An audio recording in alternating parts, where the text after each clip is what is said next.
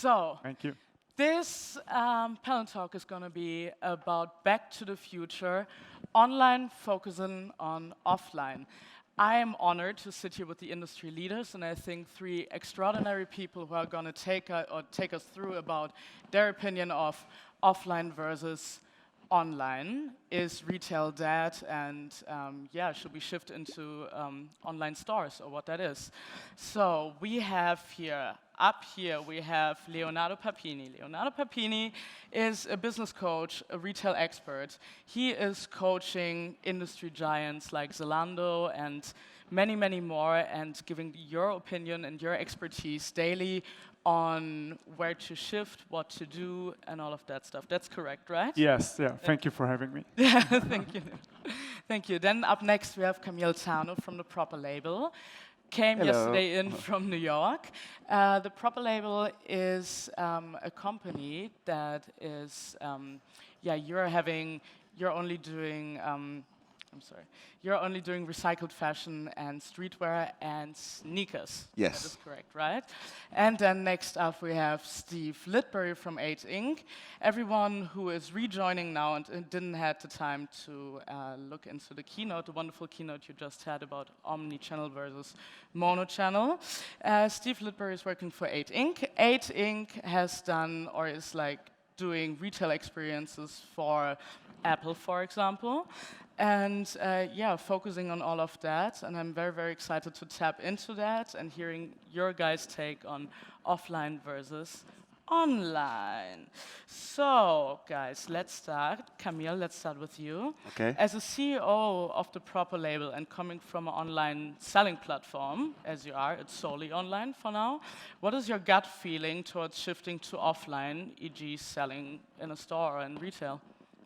Just to give you some context, so I had the chance to work for fashion houses such as Balenciaga, Pierre Hardy, Paul Smith in Paris, Yeah. and the difference that I see now, I believe that it's about giving to the customer what they want, where they want. I think that what Steve was saying was super smart about mono versus omni.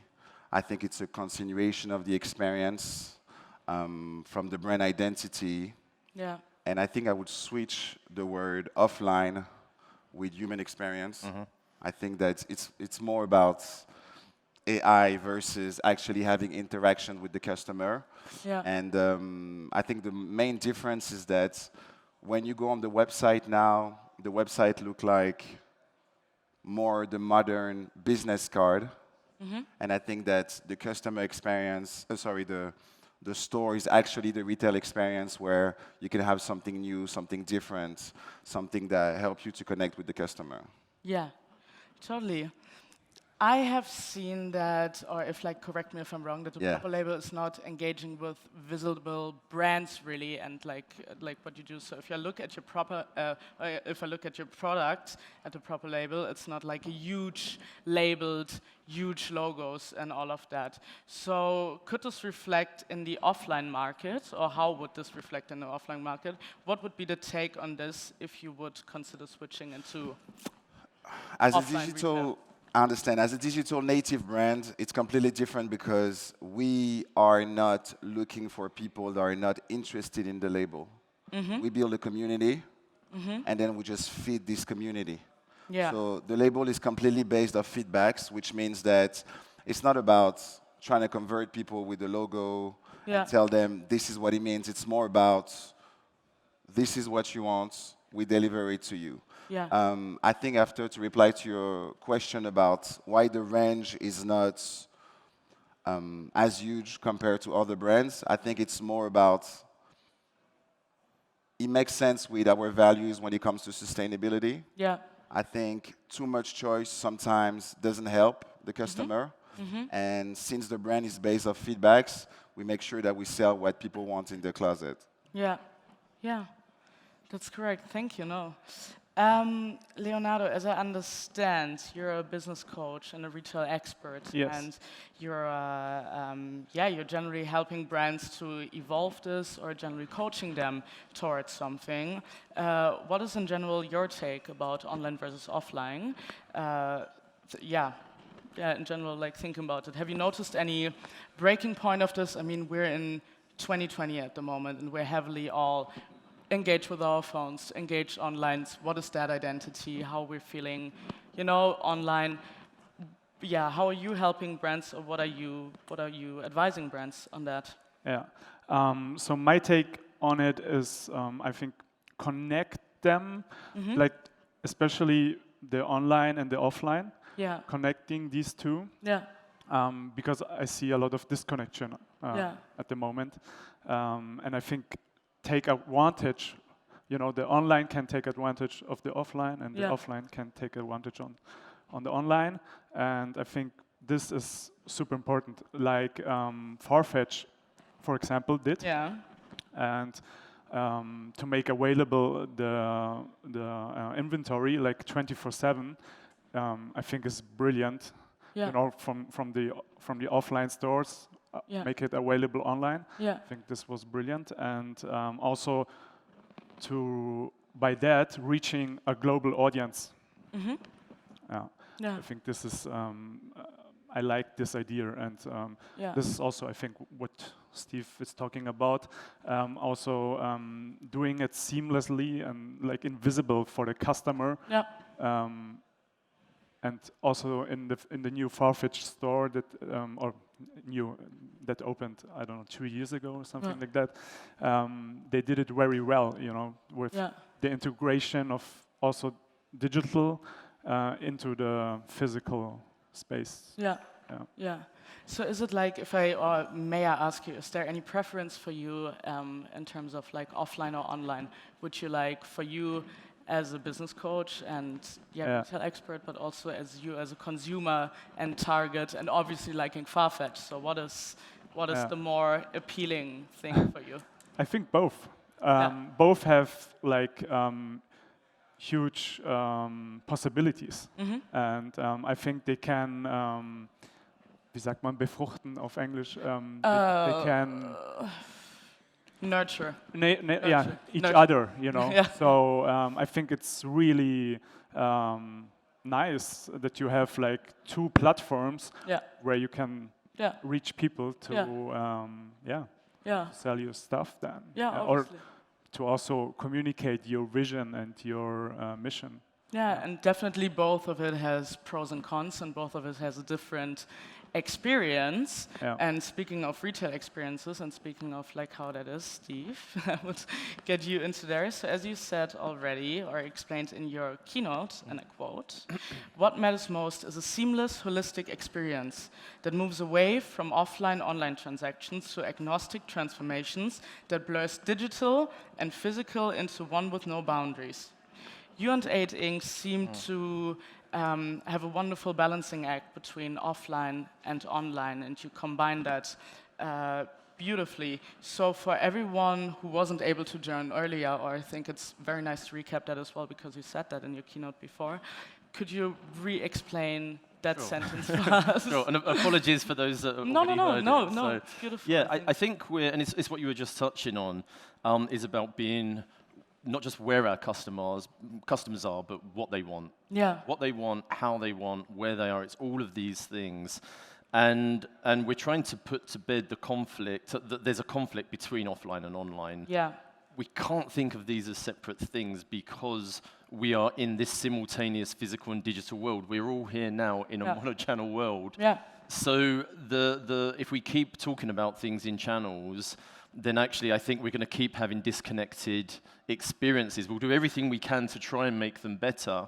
But if we truly get in the mindset of our consumers or audiences, whatever it might be, as you were saying, then I think we understand their behavior, their attitude, their preferences, what they want. And so by following their behaviors, we feel the opportunities to think about the combination of the mobile engagement as a retail model absolutely tied to the human engagement piece and the physical one. And of course, if I'm just purely on the mobile element, I can have this wonderful retail experience.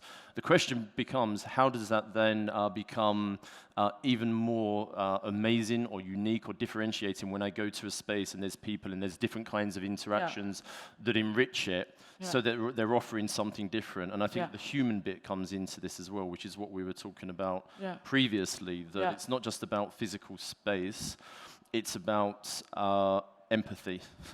Human to human social interaction with people as a way to communicate about product and brand, to tell the story of the brand in a more emotive way. Yeah, I do think it's super interesting that you're taking a really big take on habits and behavior and human behavior. How can we, or how are you transforming this into then an experience, whether it is offline or online? How is that? How is that translating in 8ing? And well, we start with, it's about understanding what's the business and the brand objectives, and what are the audience objectives, those three things. What's the business trying to do, what's the brand trying to do, and what are the audience trying to do? Pulling out the insights from that, so what's the really insightful stuff in there that's kind of interesting? How do we then take that into what if? Hypothesizing around the future. What if we do this? What if we imagine what we could do in 5 to 10 years, to imagine the future scenarios, but critically think about in a holistic way, and you use the word holistic. It is the bringing together of the environments, of the communications, of the behavior elements, and then what's the product and service journey that I'm having? What's that connected service offer? And how a brand communicates is not just comms, it's how somebody talks to you. It's what's the sense, or it's what's the sound of the brand, and how do we tie these things together coherently? Also, I believe that, just to give some value to the audience, recently in New York, Barney's just closed, and it was a shocking experience for a lot of people. And I think that there's a lot to learn from this. I think that my perspective is that Barney's didn't adapt to the time that we were living in. I think that when we speak about offline experience now, offline experience, it's not a point of entry anymore, it's a destination. Which means that I see all the channel from social media as the airport, and the store become the destination. So I think that it's very important to understand the customer. And that's something that is very interesting, that we forget that we are customer as well. And when you think about the customer, you understand that you just have to reverse engineer what the customer wants.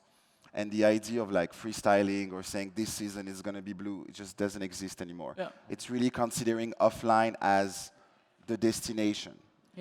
I think it's very important. Okay, and if you're saying like offline is the destination, and you're now at the proper label, it's a beautiful online store, really well. Like I've been on there, I found everything right away. So my experience of that was super good. Is the destination then for you, for the proper label, offline and retail? So the way we see it is that way. So I think about the customer journey. The customer journey come across the brands through several channels. We post probably between 1 and 3 pieces of content across 7 platforms for organic content, and then we have the advertising. Then the customer see the brands, uses thumb, goes to the websites. There is a continuation with the language, the brand identity, the whole story.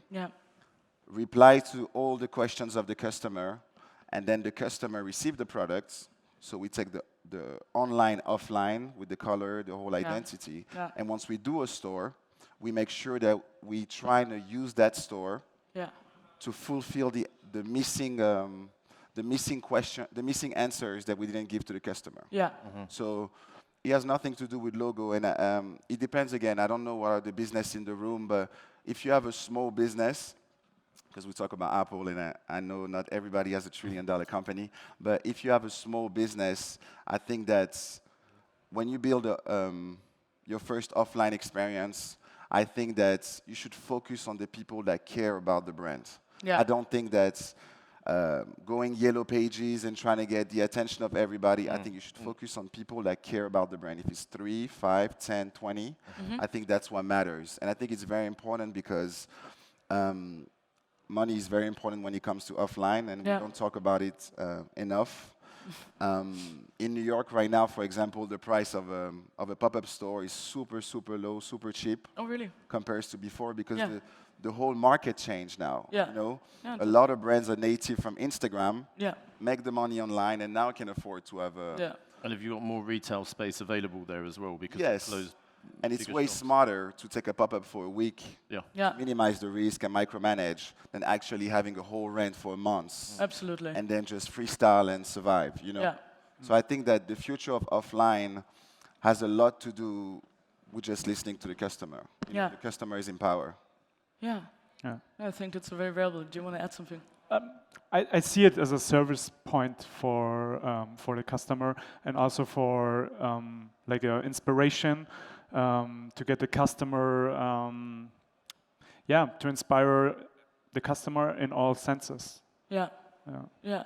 In what way, in what senses would you inspire a customer, or what would be if you again advise in your expertise someone to something, like what would be your inspiration points or key points of that? I think key is like the touching something, seeing, hearing, and also I think the most important is the communication between the customer and the sales staff.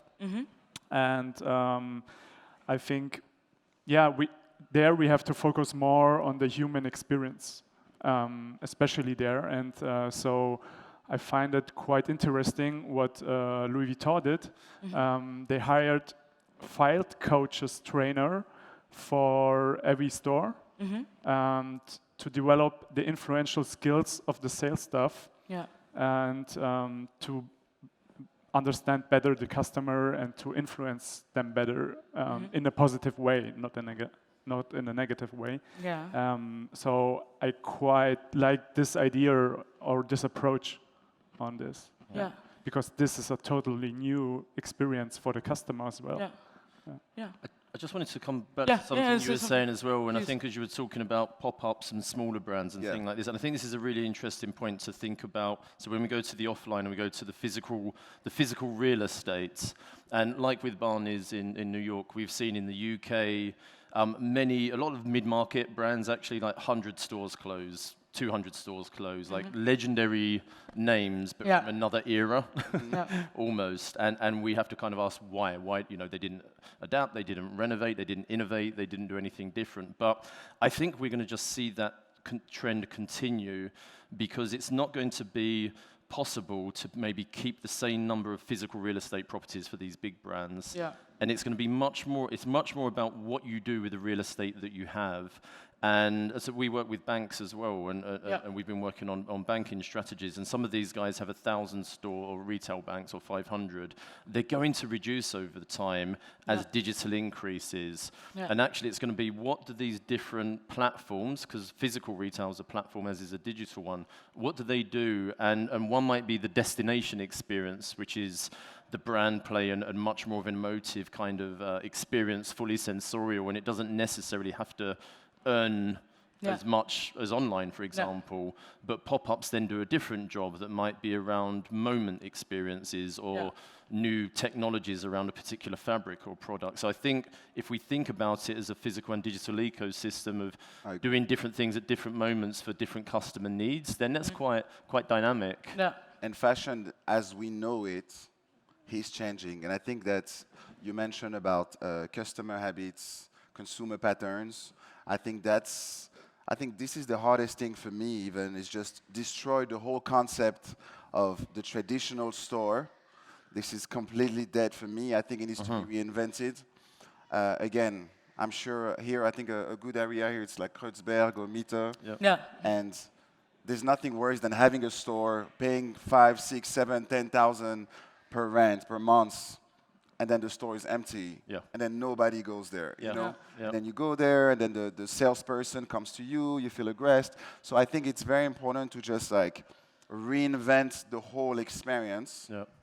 And I think for small brands, if it's the case here in this audience, to just focus on like having an offline store when the customer wants it, or to meet the customer for a short period of time, because I think that's where the difference is. You know, if you want to be, I think it's very, again, because David versus Goliath, I think it's all about if you have a small brand and small budget. I'm being super realistic because I know that not everybody has the same budget, but having a small pop-up, like for example in New York, in a nice area, you can have a pop-up for a day for 350. Wow, okay. You know? Yeah. And I think it's way more interesting to build your brand online, struggle with content, create content that provide value, and once you have an audience, you have a pop-up for like 1, 2, 3 days. Yeah. I have a friend that just did that, and she has an amazing brand.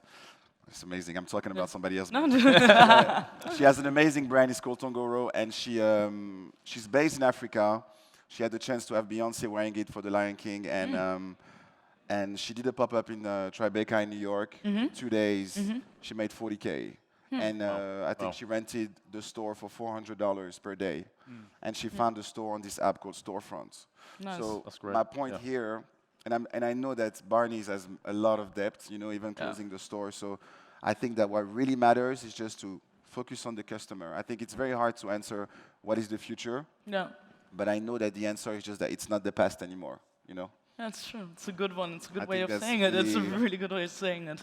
As you're all really well established in that, but would you, and I mean, we're trying like in experiences like that, we're always trying to talk to the buyers, to the target, to Gen Z, and or in your way, like to people who are into recycled fashion and all of that and sustainability. What is your advice on people who are just like whatever business it is, or mainly whatever business it is? What is your advice on these people just starting a business? Like, where would you start off? Would you lean towards like going into a classic retail business? I have an answer. thing, I or think like a- that, and then I stopped talking because I think I talked too much. But No, I don't think so. I'm trying to provide value, and it's really observation that I found out building a 6-figure business from my computer. So what I believe in, it's how to start. I think it's content. I think content is key. I know that some people don't like it, but content is key. That's the way it is. There's not that much conversation to have around it. It's content. Now, content, it's not also posting a picture of your coffee or just a random picture. You need to provide value. Providing value, it's, for example, for the proper label, we have this thing called the proper way. We show you the proper way to fold a t-shirt, the proper way to clean a sneaker, the proper way. So it's about providing value to the customer. Yeah. Providing value give you a lot of leads, a lot of traffic, and then potentially you can convert. It's almost like having a drink with a girl, I would say. Just not trying to convert from the first drink. So providing value and creating content is where to start. And the idea of the store offline needs to be a natural consequence. I don't think that we should freestyle the offline. I think it's really about, I mean, for me, and that's what I know. And again, I had the chance to see, I worked for Balenciaga, and I had the chance to see how a store could be empty the whole day. And I was working the headquarters, but I've seen the numbers, and spending $1 million on a fashion show to actually sell the accessories only in the Emirates and have stores just for images that are completely empty, I don't think is the solution. So just to reply, I think that the best way is to start online, super slowly, and then grow gradually. Yeah. Do you want to say something? Yeah, I just add something. I think when you start a brand, you should definitely also, before you put out the content, thinking about your creating a compelling vision, and also what is the purpose? What is your purpose on it? Because I think these two things, they will show up in your, or ideally they will show up in your communication when you post something. Like he's doing, I can see his heart and his communication and his vision. So I think this is really important also to ask yourself, okay, what is my vision for 5, 10, 20 years? And then, and then also to communicate a strong purpose with it. Yeah. Yeah. Yeah. Because you should start with the why also. Yeah. Why I'm doing this. Yeah. No, it's absolutely important to also like, I mean, there's not only, I believe, and what I take from your input, guys, there's not only one way of doing things. I mean, each brand has its own identity, each designer has its own identity, each talent has its own identity, and we need to kind of, there's not A to Z to follow and how to do everything correct there, I assume, right? Yeah. I would follow exactly that sentiment. I think it begins with why. Yeah. And for the reason of, if you have that sense of purpose that obviously you believe passionately in, other people will get behind that authentically. And authenticity is really rare in this day and age. Yeah. There's a lot of nonsense and there's a lot of noise out there. And when we look particularly at younger audiences, whether your authenticity is about sustainability or some less noble cause, it doesn't matter. But if people know how much you care and how much you put in and what your purpose in it, then you have a story to tell that's easy. And I agree with you that you build very small around that in whichever way, and then it kind of can escalate from there. But yeah.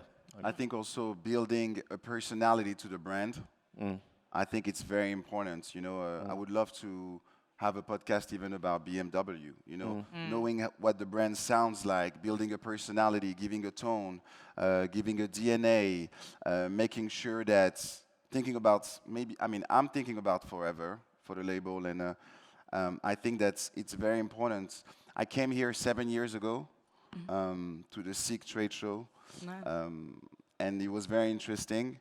And my issue at the time was, first, it's difficult to get orders. You know, every buyer is around, and you don't know who's a buyer, and you just get business card.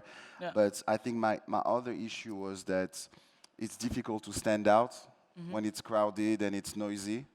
And that's why I believe that, to me, I feel, it sounds really crazy, but I feel more comfortable discovering online and then going offline.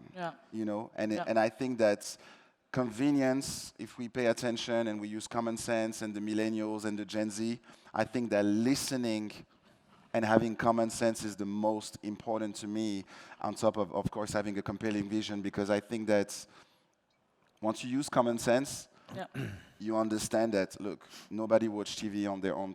People watch TV on their own time. You receive a phone call. You pick up when you want to pick up. So imagine somebody spamming you with the brand or forcing you to go to a store. You know, I think it has to be on your own time. Okay. My last question, guys, is like, and that's towards all of you. So I believe, we have seen Selfridges. Selfridges in London is doing has this on one level, or I think actually on several levels, so many brands and so many stuff, but also so many. There's everywhere TV. There's everywhere you can skate in there. You can do. It's like the experience of going into that store is massive. It's almost overwhelming, but still it works very, very well, and it's very, very well adapting to young brands and to everything else. How is it from a brand perspective, from your advising that to retailers and businesses, and from your perspective on coming in there as a consumer and all of that? How is that? Do you think, why does that work so well? Because it's so much in a way. You want to talk? Who wants to talk? I guess it's in my hometown. It's in my hometown. I've not been to Selfridges for a long while, but it's a great example, along with something like Liberty as well. It's not many places can say they're iconic. It's actually the most overused word. Everybody wants to be an iconic brand. I agree. But if you've got to say you're iconic, then you're not.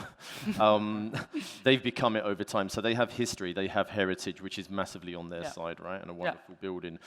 But it's a evolving program of activity. For me, is what is interesting. I can go in there in different weeks, and there's something new. And so this is the trick to it. How do you get that kind of repeat customer, that returnability? And it's not just buying the products. I know if I go in there, there will be this perfume experience, or there'll be a sound experience, or there'll be a Google Pixel experience. That kind of ground floor is evolving and changing all the time, along with all the regular you know, the watch stores and all of that kind of jazz. So brands that are continually evolving and updating and changing their offer and their experience according to what the market wants. Yeah. That's what for me is interesting about and what gets that kind of buzz around it. And as you go up those floors, it gets more and more normal, if you like, right? And you've got all your great stores and you've got all of the great brands in there. It's a great showcase for small up-and-coming brands as well, which I think is really important. And I think businesses that do that get a lot of kind of respect and credibility with younger audiences as well. So, I think it's great on the. Oh my God, I talk so much. I think it's great on the fact that the way they present brands, they just respect their ecosystem. And I think that you see when you come into trade show, there is brands. There is no brand separated by, like, I don't know everybody's DNA, you know. And I think that when you go to Selfridges, to reply to the question of this talk, I think it's the future. In a sense of there is digital brands. I've seen brands such as Everlane, Outdoor Voices, those new brands now, using those places and reinventing those places, having pop-up in-store of those stores. And I think that that's what makes Selfridges great. Yeah, cool. And yours, Leonardo? I think, like Steve said already, creating a unique experience for the customer is, I think, is key. And then I think really important is the anticipation and the innovation. They can't stand still, you know. You have always to innovate, and I think this is something that also the customer is feeling. Yeah. If you are ahead of your time, you have to know the road ahead. Otherwise, you know, you will just follow. And I think also, especially here in Germany, I think we can more be leaders in terms of setting innovation trends and kind of stuff like that, you know. It's great. It's great there. Because I think the sense of innovation in Germany in the fashion industry is, for me, is really low. I mean, there's a lot of potential to set trends, to be innovative, like in other... Or to be brave, right, as well. I think they're brave with that innovation. To be innovative is to do what doesn't exist yet, and it could go wrong. Yeah. But at least they're trying something new, right? Yeah, absolutely. And of course. And and anticipation, you know, to see really what is coming next. Yeah. For because you don't know, so you have to find a way to anticipate what is coming next and to be the innovator of these kind of things, like the iPhone. Yeah. You know. Yeah. They set this huge trend and transformed the market. So I think we can look at this industry or in different industries where the innovation is really high, and then also apply it in the fashion industry. Yeah. That's great. Guys, we need to stop here, but thank you so much for your input. Thank you so much for coming here and doing all of this. Please give a warm welcome to these three absolutely astonishing... I don't need them anymore. Okay, guys. Thank you. If you have any Q&As for these three, I'm sure they're open to answer them to you personally when you're walking around or when you're doing something. And again, thanks for joining.